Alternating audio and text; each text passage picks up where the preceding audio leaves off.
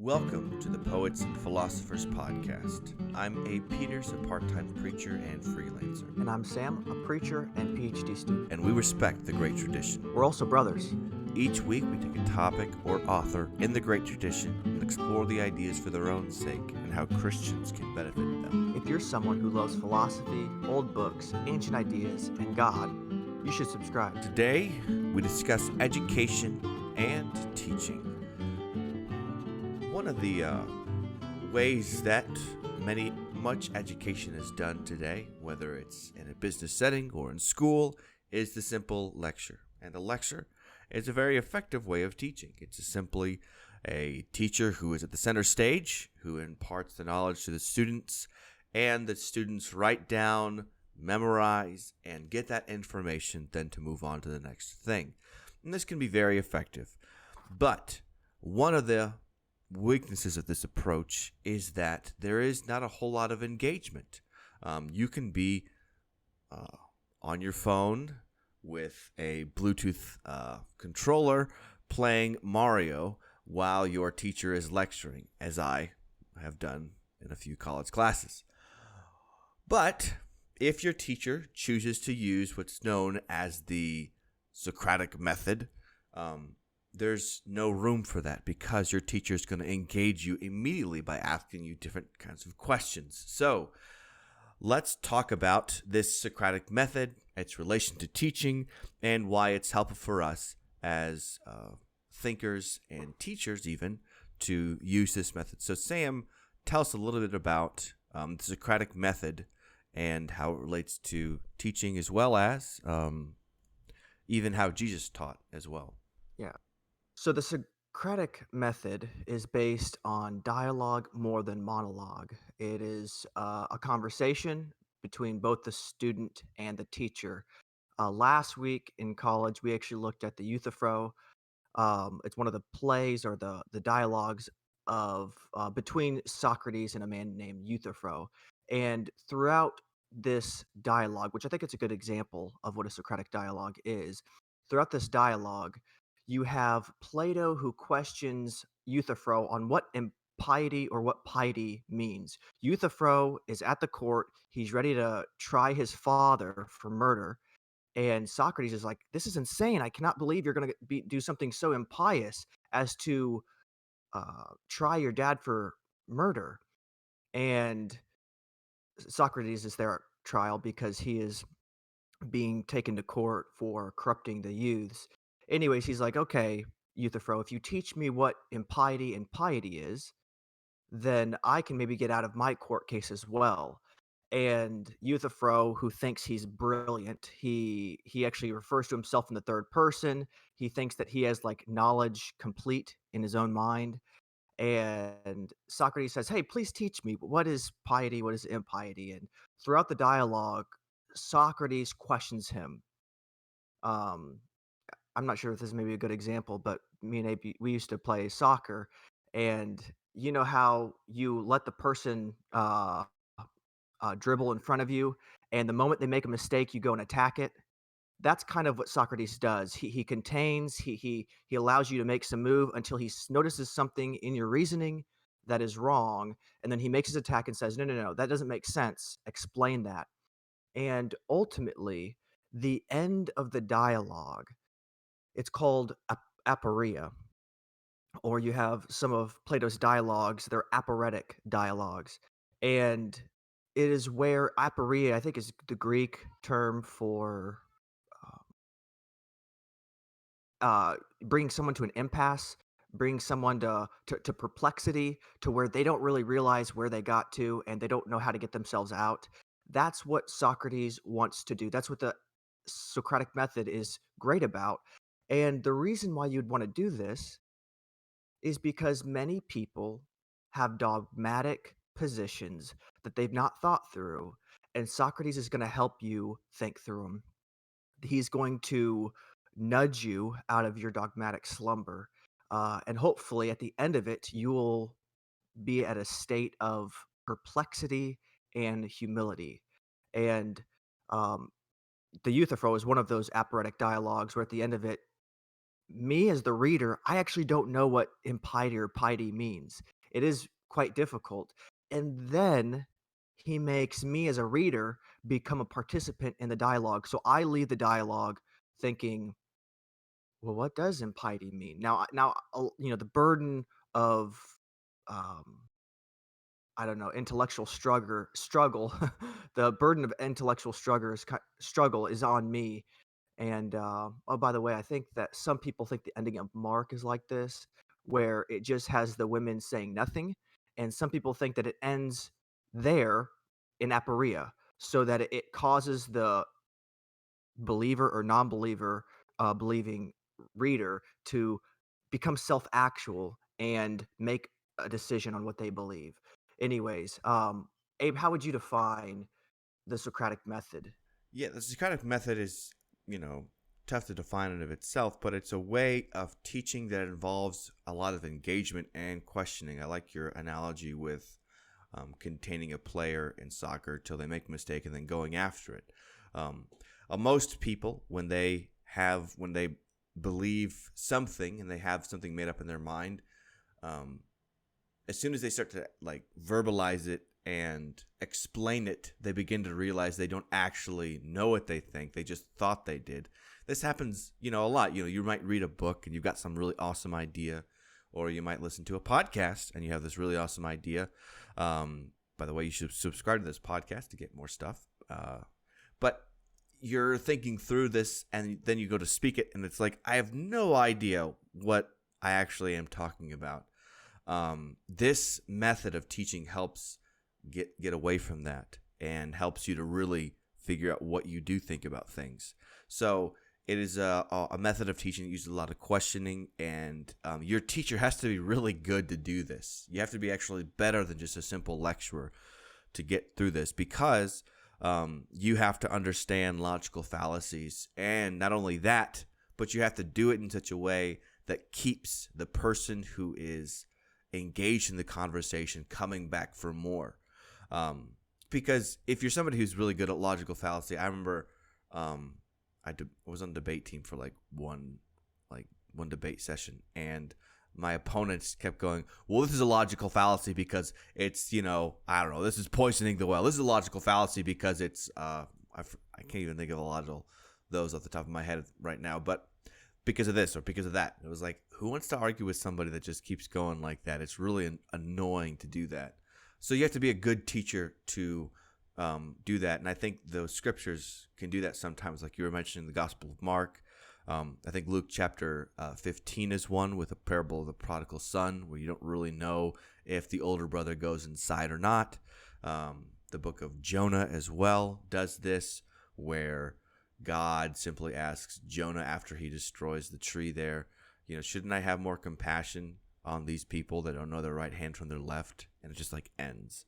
So that is a way of teaching, because it's like, how does it end? Like, tell me how that ends, So it's a very effective way of teaching. And I think what it helps too, like you were saying, I love that idea that it helps us get rid of or see past our own dogmatisms that we might have, which they may be true, but that's not the point. The point is, do you understand it enough to where you can show that it is true? This is about showing your work like you had to do in math when you were a kid. So that's why I really like that. But I will say that Jesus did this very well in a number of instances when he would talk with people. Jesus was hardly somebody who gave straightforward answers. He did many times, with his speeches and stuff. But when he was in a one-on-one conversation, he was very indirect and subversive sometimes. It was really tough to know what exactly Jesus believed, but that wasn't the point. The point wasn't to show you what he believed. The point was to get you to see him as the Christ. And so, Sam, one of the things we should talk a little bit about is how Jesus would use this method a lot, and one of the ways that he did that. So what are ways that you see him using this method? Yeah, so with what is the end of Jesus's dialogue? What does he want? Does he want people who know facts?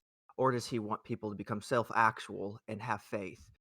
So with the girl with the hemorrhage, right, when she touches Jesus' garment, he asks her, "Hey, who touched me?" And he's wanting to evoke faith. Another way that Jesus does that beyond just questions is the parables. So Jesus today, there is, I think, a pretty common belief that parables are merely memorable. They're earthly stories of heavenly realities, something like that. Um, Actually, Jesus' answer is a little bit different of why he actually used parables. In the Old Testament, in the Septuagint version, parables with Hebrew parallelism, parables were talked as riddles. Um, in Ezekiel 17:2, uh, one common conception, or one maybe it's a common misconception of a parable, is that it is a earthly story of a heavenly reality, which is true to a certain extent, but they were also meant to perplex, to baffle the listeners or even the readers of today. In Psalm 78 verse 2 in the Septuagint, it talks about how I will open my mouth in a parable and I will utter dark sayings of old. So they're very perplexing. They're almost they're riddles, and even the Old Testament talks about parables being riddles. So Jesus spoke in parables to not only reveal the truth to soft hearts, but really to conceal the truth to hard hearts. And riddles were a way where Jesus would talk, and it would make people grope for the meaning, to even the extent the disciples and even the crowds got frustrated. Thankfully, the disciples were the one to actually go and ask Jesus, "Hey, what did that mean?" But they would become frustrated with Jesus. Come on, just tell it to us straight. And Jesus isn't about that, and that should be, I guess, formative for our teachings, about what we really want. Is it just facts and information, or is it a new moral way of living, a way of life? And even other ways that Jesus teaches, not just parables, but saying, "Beware of the leaven of the Pharisees," or "Eat my flesh, drink my blood," to where you have the disciples like, "This is ridiculous. You have to stop. This is cannibalism." Um, so Jesus, I think he taught Socratically in that he asked questions, he said hard things, and he also used parables to speak about the king. Yeah, he did this thing where um, he didn't give you what you wanted, and that really would frustrate people, um, to the point where some of them got really mad at him, like you were saying, or some of them just stopped listening to him. Um, but there's a purpose in that. There wasn't a sort of thing. Some people can use this method because they actually have nothing to say. And it's just a way of, packing time, and a way of just looking like a sophist, somebody who has nothing actually to say, but just simply uses rhetoric. So it can be dangerous in that, where, all those people that are like, I'm just asking questions, I don't know. And we just need to have a conversation about this. And it's like, well, let's have a conversation, but, you should be somebody who is I think Plato, he called himself like a midwife to truth. Was that how he phrased it? Yeah. Yeah, And yeah, yeah. He was a midwife of truth, the Maieutic method. Yeah. yeah, so he's not gonna do it himself, but he's gonna let his students stumble through the darkness, and he's gonna be this guide that helps them come out of the cave, he would say, into the light. And I think Jesus was doing the same thing with people. I think John's gospel in the beginning shows this, and Sam showed the kind of the end point in John chapter 6. But chapter 3 and chapter 4, he has these one-on-one conversations with either the Nicodemus or the woman at the well, and he's not very straightforward with them. In fact, he throws them both off guard. At first, to Nicodemus, he says, unless a man be born of his mother, unless a man be born again, he shall not enter the kingdom of God. And Nicodemus has no idea what to think of that. And they have a conversation about it. But it was a very prodding conversation that helped Nicodemus see some things. Till in the end of his gospel, he is the one who comes to Jesus with with some burial ointment and stuff. Yeah, Sam, what were you going to say? Yeah, so you said earlier that Jesus wasn't the kind of guy to give you what you wanted. I do think that Jesus would give you what you want if you wanted what you needed. So Jesus wasn't the kind of person to just he wasn't so contrary to even people who wanted spiritual bread. He wasn't like, "Ah, I'm not going to get," it was very like, "I know what you need. I'm going to give you what you need. You're probably going to be upset because you think you need something else. You want something else, but I'll give you what you need." And you see that time and time again in the Gospel of John.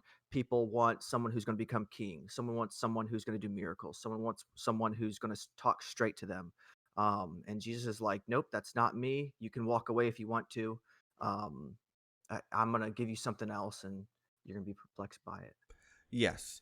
For those who are the humble and the contrite, Jesus did give them exactly what they were searching for. But for those people who wanted Jesus to be almost a walking encyclopedia, what does the law say about, divorce, and what does the law say about this particular problem? Like he's not going to play that game. What shall I do to inherit eternal life? Even with that, the ruler there, it is a back and forth, and depending on which gospel you're reading, it doesn't. Jesus is like, all right, yeah, if you know, and he says, well, okay, I've been following, I know the greatest commands, and I know these things, but um, what else am I missing? And so Jesus tells him what he doesn't want to hear, and he walks away. So that was a moment where Jesus would use that. So, but I will say this: he didn't use this all the time, and I think this is where it gets a problem. But Jesus sometimes would be very direct, almost to a point where, like, what are you doing? So one point where he's very direct, I think, is Luke 11:28, where a woman in the crowd says, "Oh, blessed is the breast that you nursed from, and when you were a babe." And Jesus says, "No, blessed rather are those who hear the word of the Lord and obey it." And it's like very direct. You can't get around that. But it's also, in a sense, it is so startling because he's so direct. And I think that in even of itself is a way to wake people up because of the directness. So he was very much into getting people to engage with what he is saying, not just simply saying things that are true, which is important. But as teachers, we recognize that most people need to jump into the conversation. They need some sort of bite to get in and talk about it. And that takes some goading, and it takes some teasing to do that. So let's talk a little bit about that as far as why curiosity and why engagement is so helpful to learning. In fact, Plato in the Republic writes that, I think through Socrates, the one who is willing to taste every kind of learning with gusto and who approaches learning with delight is insatiable.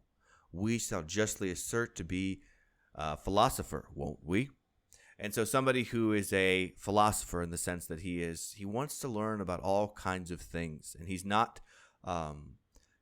somebody who just learns his subject and then stops learning. It's like the third grade teacher who gets a fourth grade education and then just stops. You're always gonna have to be learning and learning new things. And why is that so important, Sam, as a teacher, to be somebody who is curious, but also as a student as well? Yeah, even when you think about what a disciple is, so a disciple is a learner, right? A student, and disciples make disciples. So learner is also someone who teaches, and we need to remain, or at least become if we are not, remain if we are curious learners.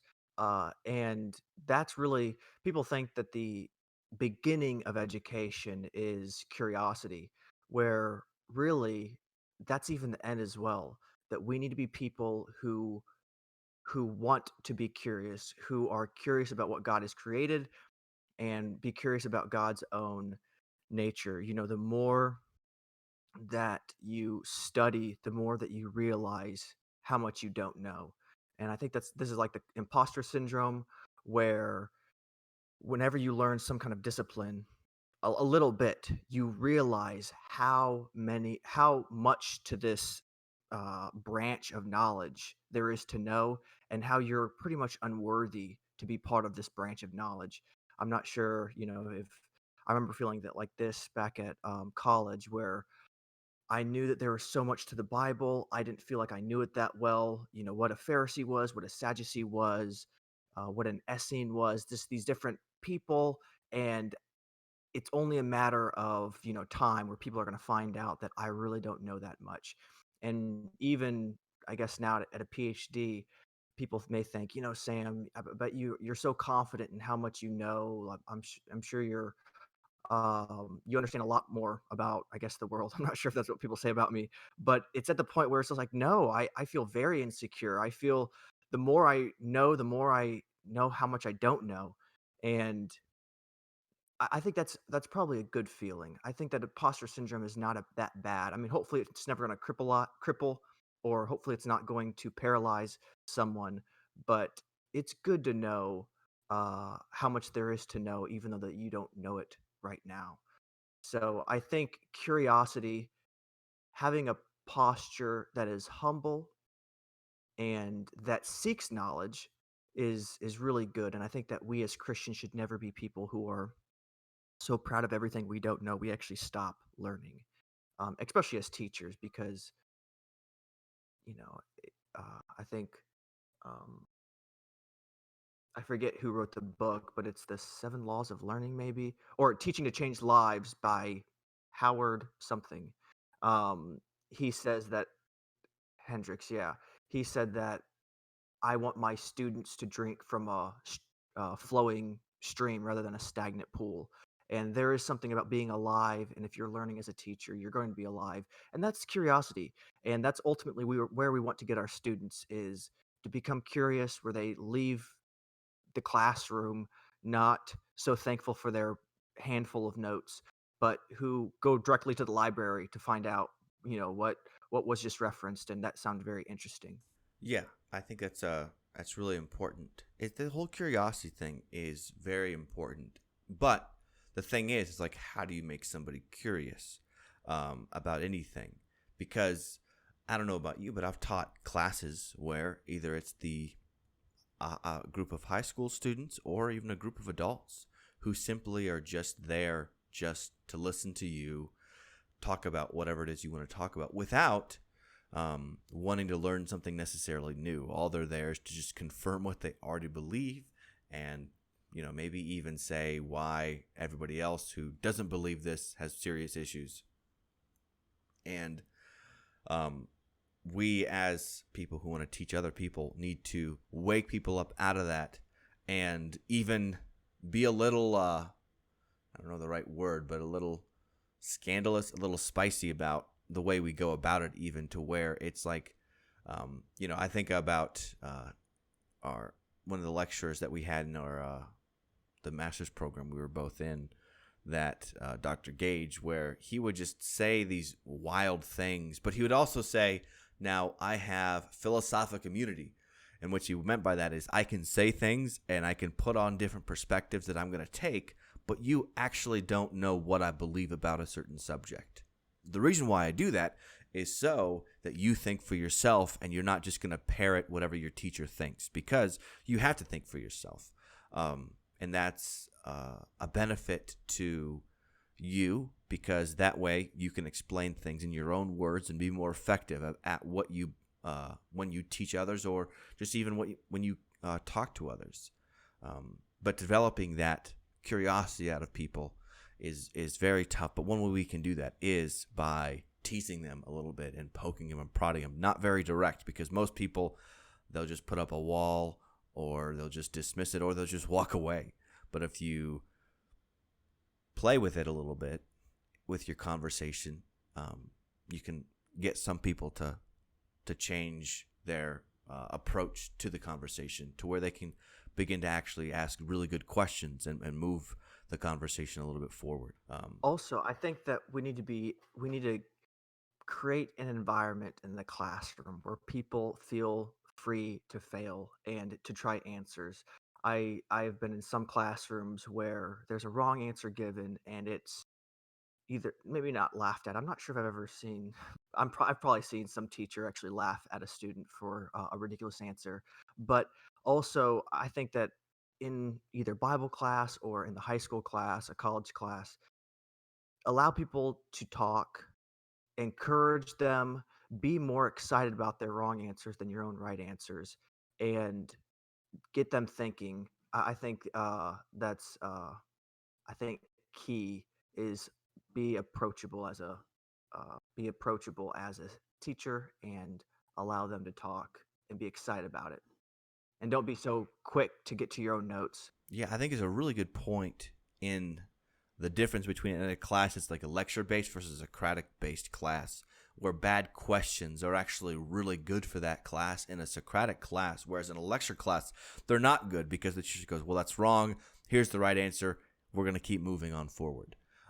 Now, a lecturer can actually use that to jump off to why that's not a good answer and explain it and have a really good explanation. But a Socratic teacher will take that question and show the student and help the student conclude that that was actually wrong, because they'll bring up other facts and other parts of the discussion that's already taken place. And then at that point, then the student goes, well, yeah, actually, no, I take back what I said. In Plato's dialogues, in the Republic, and I remember reading in particular, every time, I forget which character, they would say, it was probably Thrasymachus, but basically, I'm going to answer this, and you're not going to be able to answer this because my answer is just going to be so great and awesome.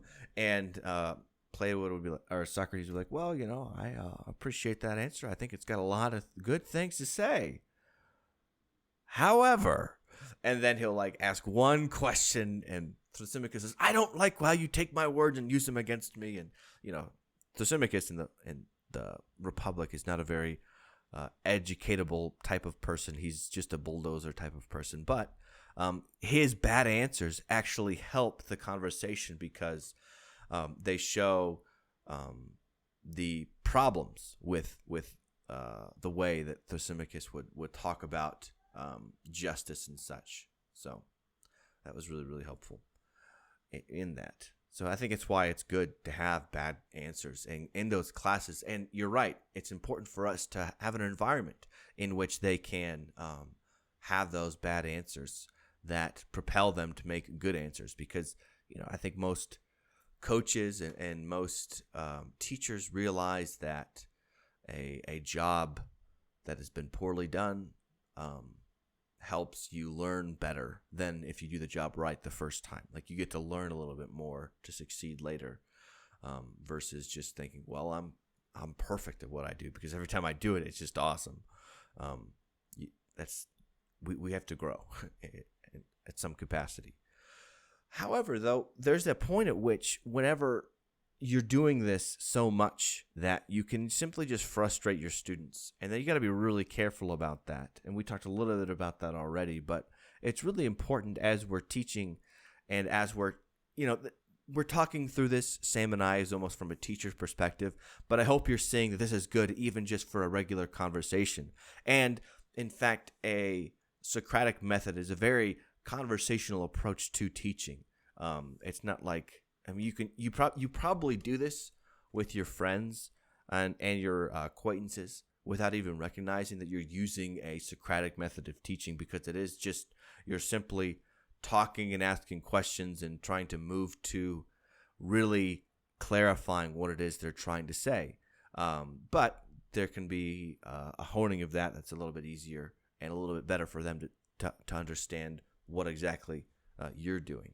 But you can be so Socratic, or you can be so unsure of what actually is true that you just leave your students, they have no idea what class was even about. I've been in some classes like that where a teacher won't actually say anything for an hour of lecture, and you're like, I have no idea what I was listening to or what they were trying to say or what their questions were about. So I talked a little bit about it, and I think you're hitting it too, to where it's just overdone. I think a way to do an example of this is just a simple style over substance type of thing, where you have somebody who can ask really good questions, but they don't land anywhere And it's just like all we're doing is just imagining things, and we're not, spending time talking about what we actually should be talking about. A lot of people that are part of like what is known or what was known, I don't know if it's still a thing anymore, as the emergent church movement, it had a very heavy postmodern take about how to think about the Bible and God. And they were all about the conversation and having conversations. But so much so that if you ask them what they believe, they would be like, well, I'm not going to be so bold as to say what I believe and this sort of that, because I'm always learning and I don't really know. And I'm still on this journey, man, about knowing God. And like, I just want to know, but I don't feel like I can say what I know right now. And there's obviously some humility in that, but there's a tension in which it's like, you've been thinking about this stuff for how long now, and you don't know what to think. You could say what you know right now and be willing to retract it later, but at least tell me, what you do know about a certain subject. I think that's where it can go pretty bad, is where it's just about asking those questions. It's like those people that obsess about doubting God. I just have so much questions about God, and I just want to know more, and not willing to put their faith anywhere. And I think that's where things can go pretty south. Yeah, there's a great quote by G.K. Chesterton. I'm trying to look for it right now, where he talks about where you become so passionate and convinced of your uncertainty that you just can't know, and I just don't know. And it's something about um, yeah, he's like, "Blessed are the meek, for they shall inherit the earth." Uh, and then he talks about, I know it's in the Orthodoxy. Um, anyways, Oh, okay. So I think last what we want to talk a little bit about is some steps in which we can use this approach just in our own lives. That's very helpful for us. And I think I've got a few ways that I think that where it's very helpful. I think most of the time in a one-on-one or just a few people, this is a good approach to use. I think about how Dad would teach the Bible with people. And like when somebody asked Dad a question, what was Dad's like first thing he told them to do? just open the Bible. Go get your Bible. Yeah, go get your Bible. Because what he would do is he would say, all right, now turn to this passage. All right, now read it. All right, what does this passage say? And then he'd have you do all the explanation, all the doing of things, and then he'd like, I'm gonna go to this passage and read it, and then you tell me what this means. And then he would have people explain it.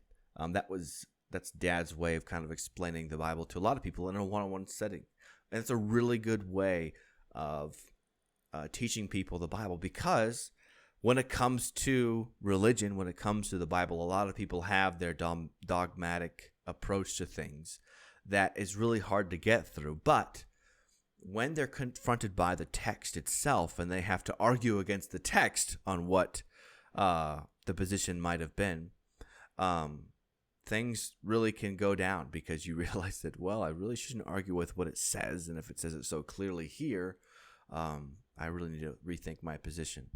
So I think that's a helpful approach to it as well. And in some ways, what the Socratic method does is it almost creates a sort of story to the conversation, where there's this tension in the conversation as far as where it's going to go, and that tension is intriguing. That's why aporia or aporia is so effective, is because it hangs the story with like a bunch of tension. And you're like, where is it supposed to land? It's like hitting that, a suspended something that doesn't resolve, a suspended chord that doesn't resolve. It's like, no, land on that major chord. I want this thing to end somewhere. And so it helps people to engage to help it land. It's like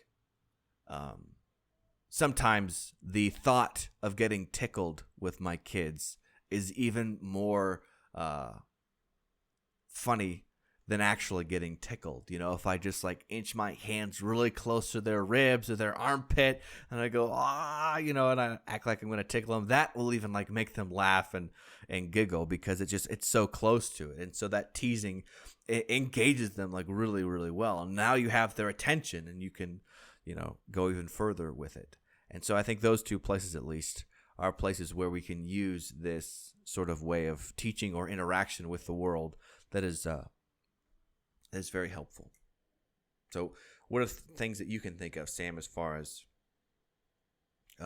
using this approach just to your own life? I haven't really thought too much about how we can use this in everyday life. I do see that uh, this kind of inductive approach, that it is part of life, that we experience life, we don't know the conclusion, we don't know the end of it, and we learn every day, and that either supports our conclusions or that actually undermines our conclusions. But that when you I guess, yeah, if you preach inductively or if you teach inductively, you mimic life, and I think that there's a support with that. Also, I guess just because I guess we're both preachers, and I kind of wonder how many of our listeners are also preachers. But with your sermons, don't just say the conclusion at the beginning. This is what I'm going to prove. Here's my conclusion, and let me now go and prove it. I like Eugene Lowry's The Homiletical Plot, and he says the very first step, he calls it upsetting the equilibrium.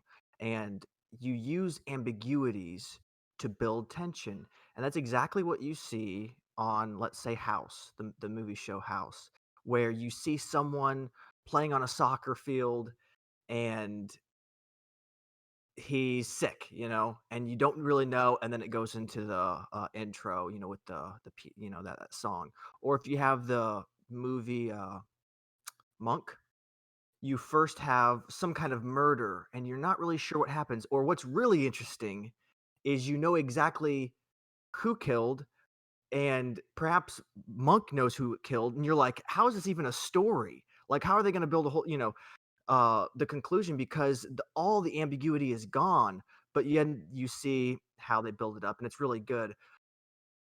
Life itself, the answer doesn't come at the beginning, and we don't know the end. And I think we can use ambiguity or upsetting the equilibrium or curiosity well by using it to pull people along towards the goal.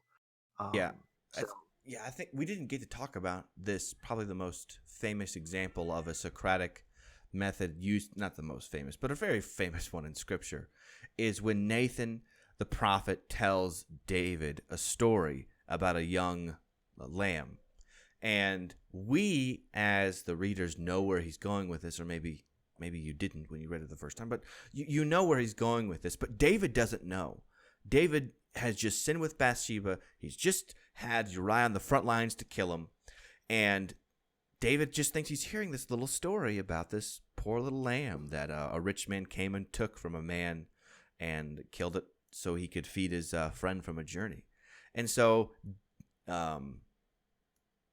Nathan does not end the story with, "You are that man." Yet, after telling the story, he first asks the question, "What should be done with this man?" And David says, "Well, he should be killed." And Nathan goes, "You are the man," and then explains the story. So he gets that bit of engagement, and then he goes home with it. And so I think that is a good example, again, of what it looks like using this way of teaching. It's called the Socratic Method, but it obviously didn't originate with Socrates, but he is the one who very much popularized it with his dialogues and his books and stuff, which is interesting because that's how the books themselves are. Socratic dialogues, they're not straightforward. Like if you were to read Aristotle, Aristotle is very straightforward. He is very much the conclusion at the beginning, and then he proves it, and then he moves on to the next idea. But if you read the dialogues of Plato, they are conversations, and you really don't know where they're going to end. And that makes things like a page turner. There's that mystery to it. There is that what's going to happen next sort of feeling whenever you're reading these things, and that's really great if you can use this in your conversations with people or in your presentations at work, or if you're somebody who's writing a story, to include that bit of tension to make it work and get people to think through it. It's a very helpful way of teaching. So, Yeah, and I would say that there's a place for lecture. Obviously, we haven't really talked about that, and I don't think that's the purpose behind this episode. But if you already have some branch of knowledge that's very relevant, the people are very curious about it. They just want to know. You don't have to make them, make them curious and pull them along. They already want to know. So even just this morning, I had to wake up and read Aristotle's categories, and it was very difficult because one, it's just a very difficult piece of uh, I'm not sure if it's lecture notes or if it's just a monologue, but it's very difficult. And yesterday I read the Phaedo, and that was much more enjoyable. But in the Gospels, or not in the Gospels, in the New Testament, you have a letter to the Romans by Paul, and that's very philosophical, like a philosophical treatise almost. And I'm sure when that was read in some kind of church, people were already wanting to know, who Paul was. I don't believe, Paul met them before, but you also have the Gospels where it's based on narrative, or you have First and Second Samuel, which is a lot of narrative. So there's definitely a place for lecturing. There's a place for um, a treatise. But if your listeners aren't already interested, you're probably going to have to pull them along, and that is really where the Socratic method excels. yeah, yeah, and in a regular college class, those students are paying to come to that class and they're looking for that grade. And so a lot of times those teachers, they don't need to engage, because it's like, it's no skin off my nose if you don't get a good grade, like that's fine with me. But like outside of the classroom, in the world ward, or in just simple volunteer classrooms like a Bible class, like this has to be used to get people to see things and to have them engage with people. And that's a very helpful way of doing it. We hope you've enjoyed this podcast. We've enjoyed talking about these ideas, and we're excited to talk about more ideas in the future. But this is going to be it for today. We're going to pick it up next week when we talk more about reading difficult books. And so if you haven't already subscribed to this podcast, we would encourage you to subscribe. And if you enjoyed it so much so that you want to give it a review on iTunes, we would sure appreciate a 5-star review. That helps to get this out to more people. But we thank you so much for listening, and we will talk to you guys next week.